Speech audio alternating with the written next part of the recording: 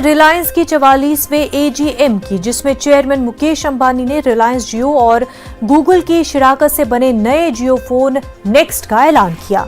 साथ ही मुस्तकबिल में ग्रीन एनर्जी पर जोर देने की बात कही।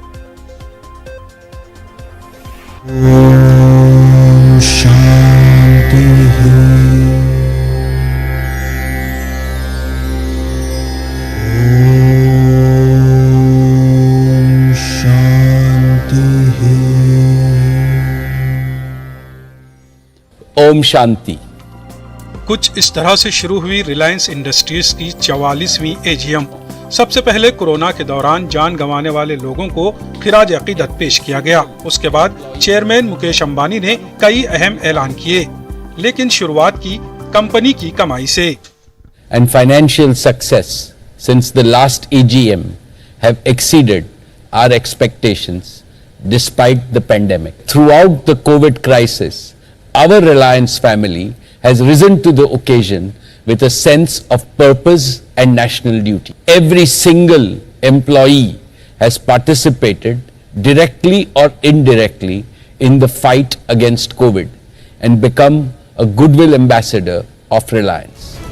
हम कंपनी के ऐलान और कमाई के बारे में बताएंगे, लेकिन उससे पहले बात वबा के दौरान रिलायंस की जानिब से की गई समाजी खिदमत की। Reliance Foundation launched 5 missions to fight the virus. Mission Oxygen, Mission COVID Infra, Mission Anna Seva, Mission Employee Care and Mission Vaccine Suraksha. Mukesh Ambani की शुरुआती करीब 5 मिनट की स्पीच के बाद ईशा अंबानी और आकाश अंबानी ने रिलायंस फैमिली के साथ बात की और केयर एंड एम्पैथी पॉलिसी के बारे में बताया। Despite the challenges we have faced, when we look back at the year, we feel humbled and inspired that each and every person in our Reliance family went out of their way to help one another. Who have placed their country first, community next, family third, and self last in this hour of need.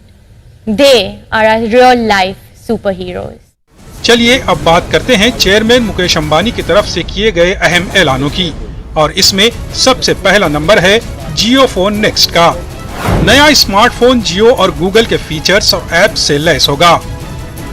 Android based इस smartphone का operating system जियो और Google ने मिलकर तैयार किया है।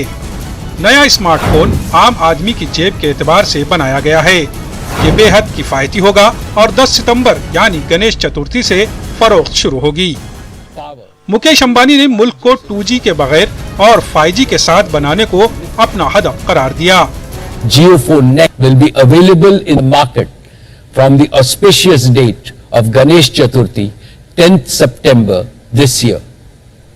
And as you have come to expect from Jio, it is my promise that JioPhone Next will be by far the most affordable smartphone, not just in India but globally.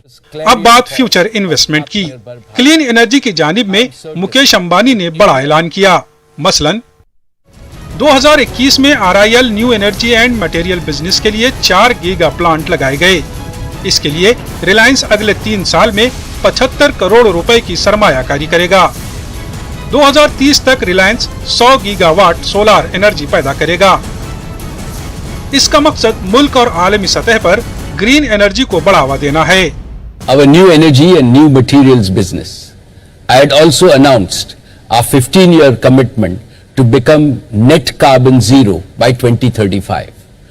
Today, I am happy to present to you our ambitious strategy and roadmap for implementing this vision.